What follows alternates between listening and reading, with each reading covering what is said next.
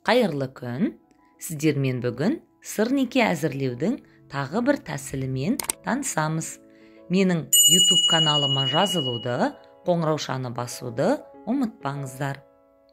Сырнекиді әзірлеу үшін бізге керекті заттар ол ірімшік, яғни 600 грамм суы алынған ірімшік қажет. Творогтың, ірімшіктің суын алу үшін марлыге салып, аз мөлшерден салып, қолмен қысып, суын сығып алуға болады. Құрғақ ірімшік бізде 600 грамм болуы қажет.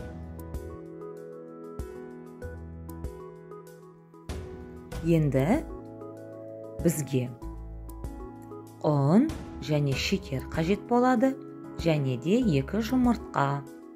ұн мен шекерді ірімшіктің үстіне қосамыз.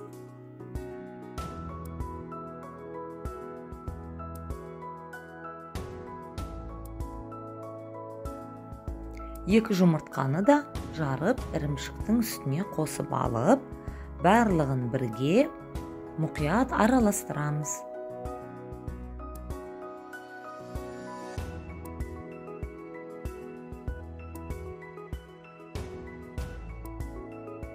Бізде өте қою масса шығады. Енді дайын болған массаны қажетінше алып, ұнның көмегімен сырнекидің формасын дайындаймыз. Сырнекидің үлкен кішілігіне қарай өзіңізге ыңғайлы осындай стакан алып, домалатамыз және де үстін кішкене басамыз. Осылай өзімізге қажетті формаларды алғаннан кейін қағаздың үстіне қою арқылы морозильникке қатыруға дайындаймыз.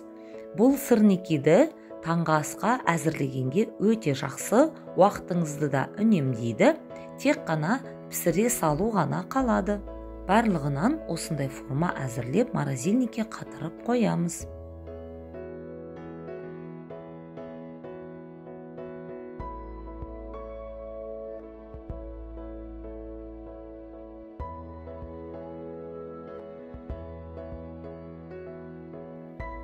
Міне, бізде барлық сырнеки дайын болды.